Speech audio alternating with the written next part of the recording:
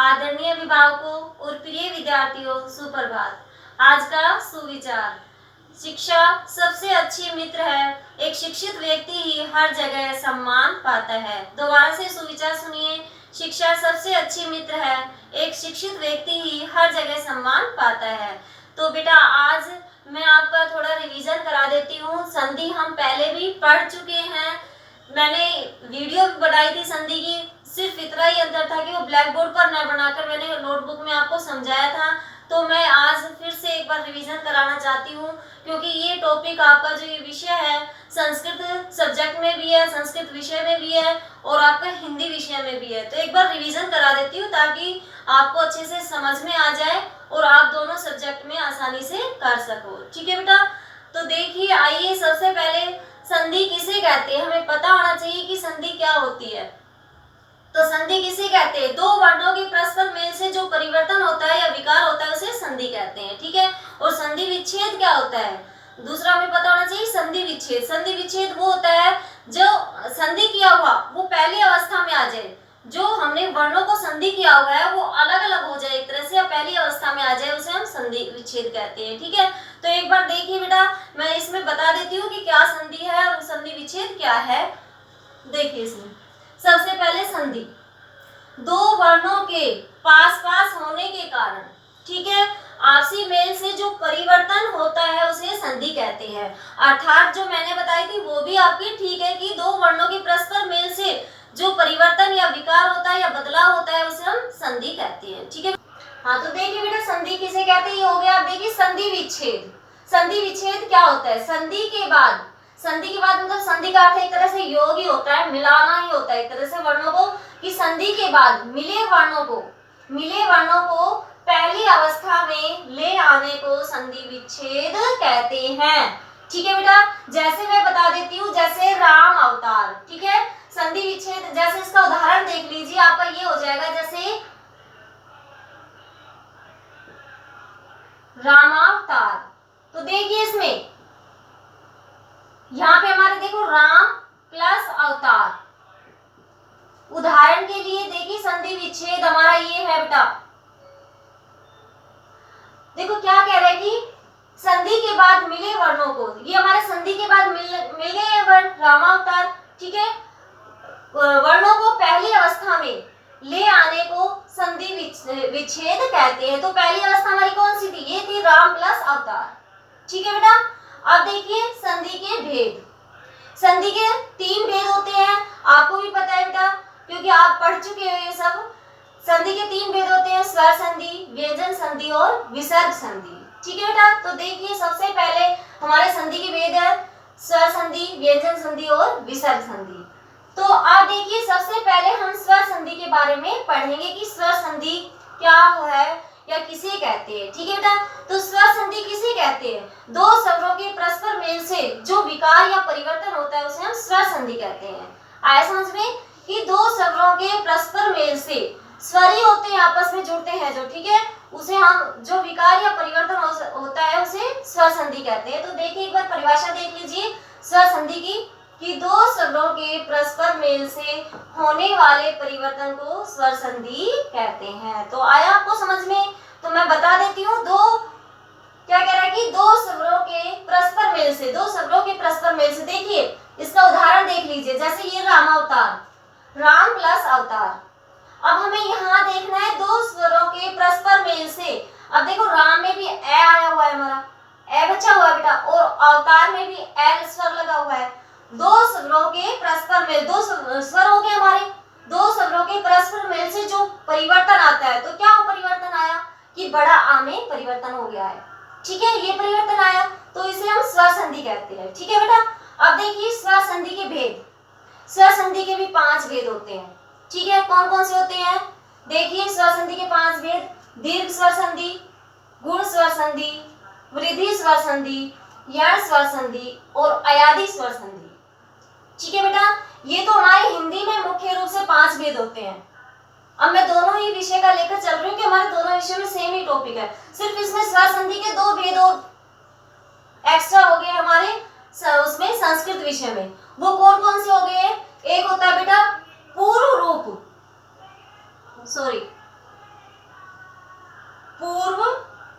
रूप, पूर्व रूप स्वर संधि।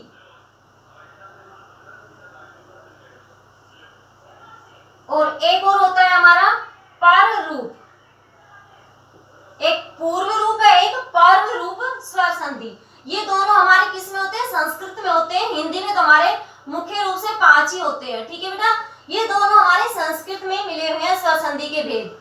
ठीक है बेटा, ये संस्कृत में है आपके, तो मुख्य रूप से हमारे हिंदी में तो 5 ही मुख्य है स्वर संधि के भेद। तो आज हम ये स्वर संधि के बारे में ही जानेंगे। तो देखिए बेटा, सबसे पहले में स्वर संधि के भेद हमने पढ़े हैं, दीर्घ स्वर संधि, गुण स्वर संधि, वृद्धि स्वर संधि, यण स्वर संधि और अयादि स्वर संधि। ठीक है, आया समझ में सभी को? तो देखिए सबसे पहले दीर्घ स्वर संधि, कि दीर्घ स्वर संधि क्या होती है, ये भी हमें पता होना चाहिए। तो दीर्घ स्वर संधि देखिए, जिसका पहला पद, जिसके पहले पद का अंतिम वर्ण और दूसरे पद का पहला वर्ण समान स्वर होता है। क्या बताया है? जिसके पहले पद का अंतिम वर्ण और दूसरे पद का पहला वर्ण समान स्वर होता है, उसे हम दीर्घ स्वर संधि कहते हैं। देखिए जैसे हिमालय, दीर्घ स्वर संधि का उदाहरण बता रही हूं मैं आपको बेटा। देखिए हिमालय,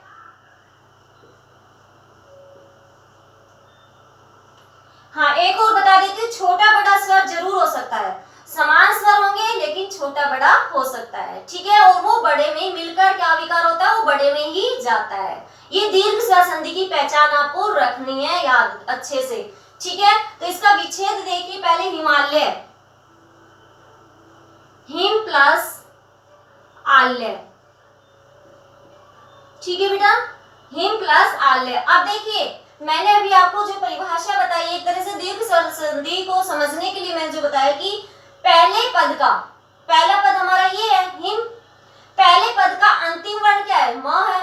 मैं में क्या लगा हुआ है? अ स्वर लगा हुआ है। ये तो हमें पता है कि हर व्यंजन में स्वर की मात्रा लगी होती है। ठीक है बेटा, तो मैं में अ लगा हुआ है। अब देखिए मैंने बोला था दूसरे पद का पहला वर्ण, अब ये हमारा दूसरा पद है आल्य, आल्य का अर्थ होता है घर।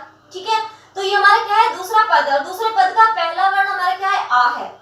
ठीक है, और मैंने ये भी बोला था कि छोटा बड़ा जरूर आ सकता है, लेकिन जो विकार होता है या परिवर्तन होता है वो बड़े में ही जाता है या होता है। ठीक है, तो यहाँ पे हमारा आ ही आ जाएगा। अब देखो यहाँ हमारा आ आया है या नहीं पद में? ठीक है बेटा, आ हो गया, परिवर्तन हो गया इसमें, तो आपको आया समझ में दीर्घ स्वर संधि। ऐसे और भी एग्जाम्पल है, जैसे विद्यालय, विद्यालय देखिए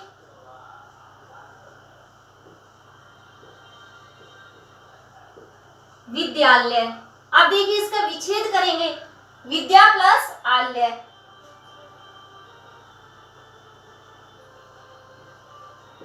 विद्या प्लस आल्य। देखिए बेटा, अब इसमें पहले पद का अंतिम वर्ण आ है, इसमें या है, या में आ स्वर लगा हुआ है, तो आ आएगा, इसमें आ से इस आ जाएगा। और दूसरे पद का पहला वर्ण भी आ है, छोटा बड़ा मैंने बोला था कि दोनों बड़े भी हो सकते हैं या छोटा बड़ा भी हो सकता है। ठीक है बेटा, यहाँ पे भी आ है और परिवर्तन हमारा क्या होगा? बड़े में ही होता है, ये हो जाएगा। तो आपको ये दीर्घ स्वर संधि का पहचान में आई बेटा। पहचान कैसे करोगे दीर्घ स्वर संधि की? हमें पहचान यहाँ से करनी है, जब हम विच्छेद करेंगे तो देखना है कि हमारे समान स्वर है या नहीं। हाँ तो बेटा ये आपको आ गया होगा कि दीर्घ स्वर संधि क्या होती है, और मैंने बता भी दिया। पहचान आप यहाँ से करोगे, दोनों में समान स्वर ही होते हैं और बड़े में ही परिवर्तन होता है। यहाँ पे हमारा ई और बड़ी भी आ सकता है, ऊ और बड़ा ऊ भी आ सकता है, या दोनों ही बड़े आ सकते हैं। इस तरह से समान स्वर ही होंगे। तो ये हमारे दीर्घ स्वर संधि की पहचान है। अब हमारा देखिए गुण स्वर संधि। गुण स्वर संधि में देखो बेटा, अगर हम ऐसे आ ई से ही लेंगे तो हमारा ये सारा मिक्सअप हो जाएगा और हम पहचान भी नहीं कर पाएंगे। ठीक है, तो इसका मैंने एक अलग वो बताया था पहले भी और अभी भी अलग से बता रही हूँ कि इसकी हम पहचान कैसे रखेंगे। ठीक है ना, इसमें हमारे एक तरह से विच्छेद करते वक्त असमान स्वर जरूर होते हैं। ठीक है, वैसे तो स्वर ही होते हैं लेकिन असमान स्वर होते हैं। ठीक है, तो सबसे पहले इसमें गुण स्वर संधि में आपको ध्यान रखना है कि जब हम पद में उच्चारण किस किस का होगा? ए ओ आर अल। गुण स्वर संधि का देखिए, पद में जो उच्चारण होगा ए ओ आर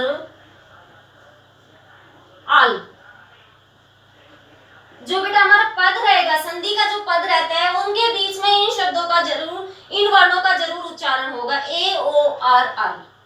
ठीक है बेटा, और जहां भी ये उच्चारण होगा वहीं से विच्छेद भी हो जाएगा, आपको विच्छेद करना भी आ जाएगा, आप कंफ्यूज नहीं होंगे ये विच्छेद कहां से होगा। ठीक है, तो गुण स्वर संधि की बहुत इजी से आसानी तरीके से आपको मैं बता रही हूँ ताकि आपको हमेशा याद रहे, क्योंकि बेटा ये बहुत ही इम्पोर्टेंट है, महत्वपूर्ण विषय है आपके लिए, आगे तक आपके काम आएगा। ठीक है, तो ए ओ आर अल। ठीक है, तो ये हमारा क्या है, पद के बीच में इनका उच्चारण होगा। तो देखिए इनका उच्चारण कहाँ कैसे परिवर्तन होता है और किस किस से मिलकर बनता है। ठीक है, आपको आराम से समझ में भी आ जाएगा, आसानी से समझ में आ जाएगा। तो सबसे पहले हम ए का लेते हैं। ठीक है, ए का देखिए उच्चारण, सबसे पहले गुण स्वर संधि के ये मैंने बताया कि पद में आपके इनका उच्चारण होगा। तो महेश, रमेश, ए का उच्चारण हो रहा है, सुरेश हो रहा है बेटा। देखिए सभी में अभी विच्छेद करके भी देखिए कि कैसे किस किस से मिलकर बना हुआ है। तो पहले देखिए बेटा रमेश, तो रमेश देखिए, अब हमें पता होना चाहिए ए आया बेटा हमारे इसमें, तो ए किस किस से मिलकर बना हुआ है ये हम पहचान करेंगे विच्छेद करते वक्त। ठीक है, तो देखिए इसमें रमा प्लस ईश, रमा प्लस ईश, तो क्या बन गया रमेश। तो कहने का अर्थ ये है कि ए किस किस से मिलकर बना होता है कि हमारे यहाँ ए या आ, सॉरी आ, ए या आ, आगे वाले पद में ए या आ, और पीछे हमारा क्या आ जाएगा, कोई भी असमान स्वर आ सकता है, ई तो होगा ही होगा, ई या बड़ी, और अन्य भी कोई भी, ये असमान स्वर हो गए।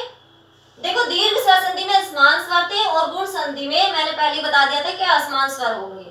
ठीक है, असमान स्वर है बेटा, तो ये इनका एक बन जाता है। ये दोनों मिलकर हमारे इसमें क्या क्या मिलकर बना है, ये पहले देखिए। इसमें रमा, रमा में आ शेष बचा हुआ है, मा में आ लगा हुआ है स्वर, आ प्लस,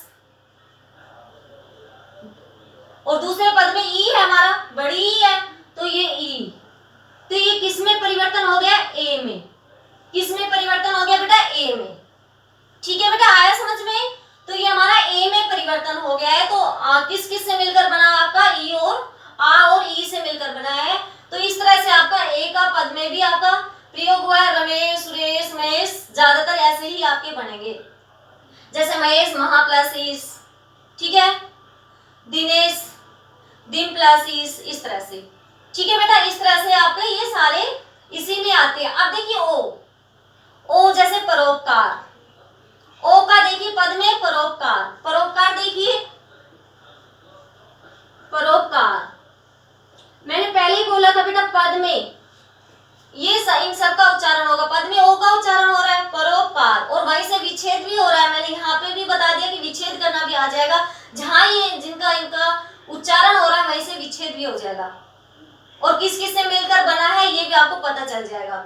अब देखिए परोपकार, पर प्लस उपकार, पर प्लस उपकार, परोपकार। अब देखिए ओ किस किस से मिलकर बना हुआ है, पर में हमारे पहले पद में रे में ए स्वर लगा हुआ है, अ स्वर लगा हुआ है, और दूसरे पद में पहले वर्ण क्या लगा हुआ है हमारा, उ स्वर लगा हुआ है। तो ये दोनों मिलकर किस में चला गया, ओ। आया समझ में बेटा, किस किस से मिलकर बना है, ए प्लस उ से मिलकर हमारा ओ में चला जाता है परोपकार।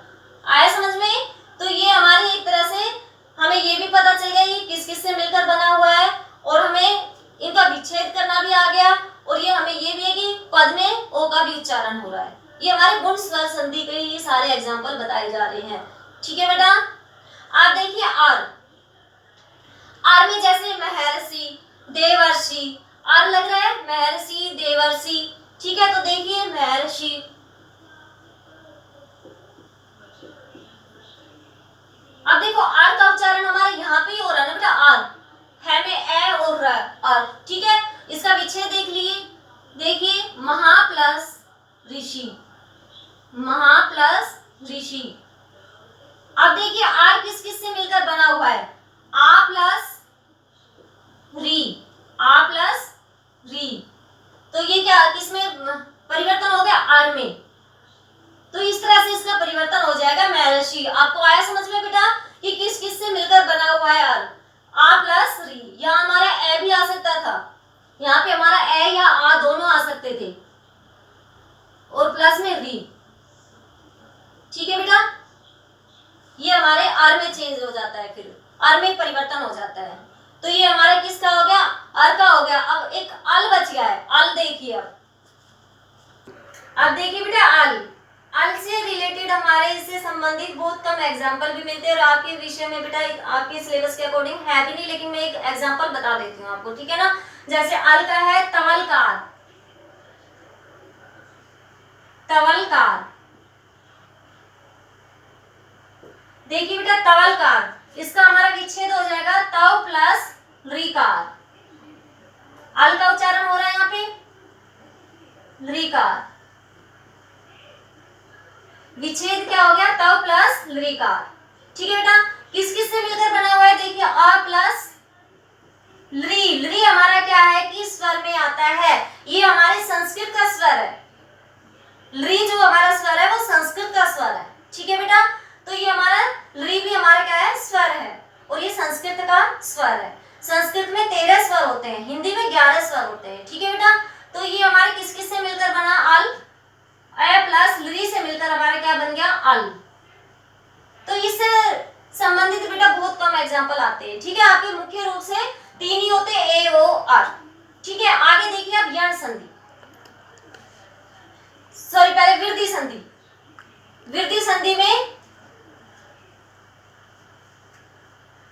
वृद्धि संधि देखिए अब इस तरह से भी हम लिख सकते हैं वृद्धि संधि। ये मत सोचना बेटा कि आपने ऐसे क्यों लिख दिया है, ठीक है ना, दोनों तरीके से लिख सकते हैं, इस तरीके से भी और इस तरीके से भी वृद्धि संधि। तो वृद्धि स्वर संधि में देखिए बेटा, वृद्धि स्वर संधि जिसमें हमारे ए ओ, पहले पद में ए ओ आए और दूसरे में अपना एक तरह से कहने का अर्थ है कि पद में उच्चारण देख लीजिए आप, आई और आव का ही होगा, आई और आव का ही होगा। ये पद में उच्चारण के लिए बताया सिर्फ मैंने, जैसे इनमें भी मैंने पद के उच्चारण के लिए, और ये किस किस से मिलकर बना हुआ है ये एक बार मैं बता देती हूँ। ठीक है, तो देखो बेटा वृद्धि स्वर संधि में जैसे एक एक, एक एक, आप देखिए इसका संधि विच्छेद देखिए, कहने का अर्थ है कि दूसरी पहचान भी हम रख सकते हैं। वृद्धि स्वर संधि की दूसरी पहचान ये रख सकते हैं कि जब किसी भी वर्ण पे 2 मात्रा लगी होती है, ये एक पहचान के लिए बता रही हूँ मैं आपको, ये कोई नियम नहीं है एक तरह से। ठीक है, कि स्वर संधि, वृद्धि स्वर संधि में एक पहचान ये भी कि वर्ण पर, किसी भी वर्ण पर 2 मात्रा लगी होती है। ठीक है, और वहीं से विच्छेद भी होगा एक तरह से, ये भी ध्यान रखना है। जैसे एक एक, एक प्लस एक। अब देखिए किस किस से मिलकर हमारा बड़े आई में गया है। ठीक है, देखो हमारा कै में ए स्वर है, पहले पद में ए स्वर है और दूसरे में ए तो है ही हमारा, तो ये बड़े आई में चला गया। ठीक है, इस तरह से। हाँ तो बेटा आओ देखिए, आओ किस किस से, जैसे महौषधि, महौषधि। तो मैंने बताया था पद में एक तरह से 2 मात्राओं वाले शब्द से भी हम पहचान कर सकते हैं। तो महौषधि का देखिए महा प्लस औषधि।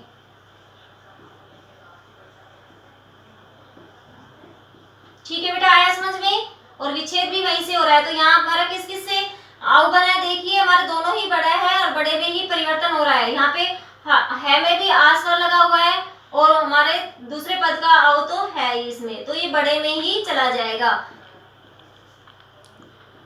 ठीक है बेटा, आप देखिए हमारे 3 संधि हो गई, दीर्घ, गुण और वृद्धि। आप देखिए यण स्वर संधि, यण स्वर संधि में पद के बीच में य, र, ल, व जो अंतस्थ व्यंजन होते हैं, कौन कौन से अंतस्थ व्यंजन होते हैं, य, र, ल और व, इनका उच्चारण होता है बेटा यण संधि में। यण जो संधि है हमारी, यण स्वर संधि में य, र, ल, व का उच्चारण होता है पद के बीच में। तो देखिए यह किससे मिलकर बना है, र, ल और व। ठीक है, तो सबसे पहले हम लेंगे इसमें यण संधि में य का। ठीक है, य का देखिए जैसे हमारा प्रत्येक,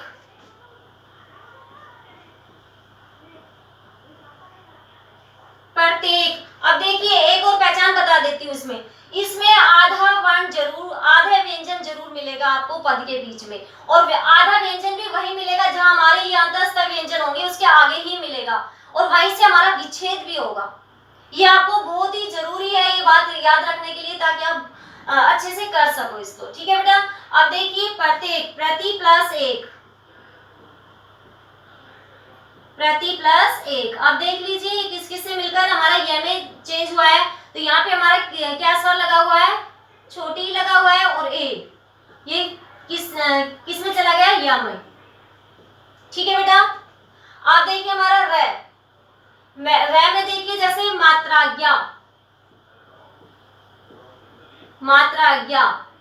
अब ये पता ही कि त्र हमारा ते प्लस रे से मिलकर बना होता है। ठीक है, तो देखिए मात्राज्ञा हमारा हो जाएगा मातृ प्लस आज्ञा, और रे का भी उच्चारण हो रहा है इसमें, मातृ प्लस आज्ञा। एक तरह से आप यहाँ कंफ्यूज भी हो जाएंगे कि रे तो यहाँ कहीं दिखाई नहीं दे रहा है, लेकिन बेटा मैंने पहले ही बता दिया कि त्र जो हमारा है ते प्लस रे से मिलकर बना हुआ है। ठीक है, हाँ। आप देखिए किस किस से हमारा रे में चेंज हुआ है। यहाँ पे हमारा क्या है, ते में री लगा हुआ है, री प्लस आ, तो किस में चला गया, र में। ठीक है बेटा, अब पहले हम व ले लेते हैं। ले का हमारा एग्जाम्पल बहुत कम आता है जैसे मैं बता देती हूँ, आपका बाद में बताऊंगी, पहले व का बता देती हूँ। तीन ही हमारे मुख्य रूप से, य र व। तो व का देखिए जैसे स्वागत,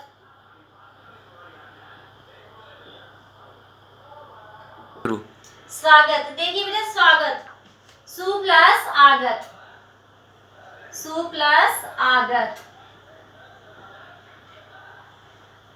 तो ये किस किस से हमारा व बना हुआ है, देखो उ छोटा बड़ा जरूर आ सकता है हमारा यहाँ पे, और आ।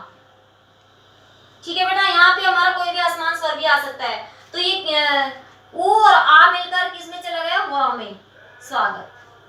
ठीक है बेटा, अब मेरा जो मैंने बताया था कि ले के बहुत कम एग्जांपल मिलते हैं, तो एक मैं बता देती हूँ, जैसे लाकृति, लाकृति, इसका विच्छेद हो जाएगा ली प्लस आकृति, आकृति। अब देखिए इसमें हमारा री है, री स्वर लगा हुआ है, और प्लस में आ स्वर है, तो किस में चला जाता है, हमारा री और आ ला में हो जाता है। ठीक है बेटा, इस तरह से हमारा ये होता है। तो ये हमारे एक तरह से यण संधि के एग्जाम्पल थे। ठीक है बेटा, अब देखिए हमारा अयादि संधि।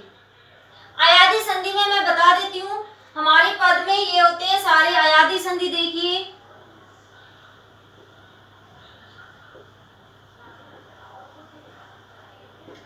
ए, आए, ओ, औ।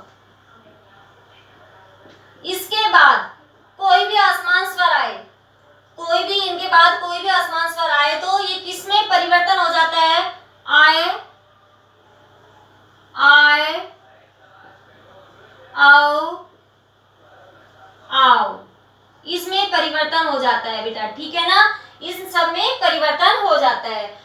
हाँ तो बेटा देखिए इसमें एग्जांपल लेते हैं कैसे चेंज होता है। जैसे नयन, अब विच्छेद देखिए आए आ रहा है इसमें। अब देखिए विच्छेद नए प्लस अन। ठीक है बेटा, तो ये हमारा क्या बन गया, किसमें चेंज हो गया, यहाँ पे किस किस से मिलकर बन गया ये हमारा। ठीक है बेटा, तो ये हमारा आय में चला गया, आय हो गया। अब देखिए आय, नायक, नायक, नायक में देखिए नव प्लस अक, नायक।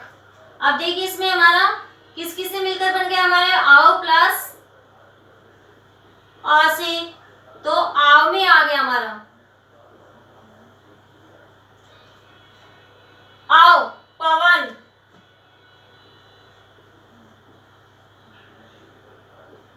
पो प्लस अन, पवन। तो किससे मिलकर बना, ओ प्लस आ से, क्या बन गया, आओ में चला गया। ठीक है बेटा, ये सॉरी आए आएगा बेटा, यहाँ पे आओ नहीं होगा, ये आए। ठीक है बेटा, यहाँ पे मैंने आओ लिख दिया था, आओ नहीं आएगा, आए आएगा। अब देखिए आओ का, इसका जैसे पावक, पावक, पाव प्लस अक, तो ये क्या आ गया,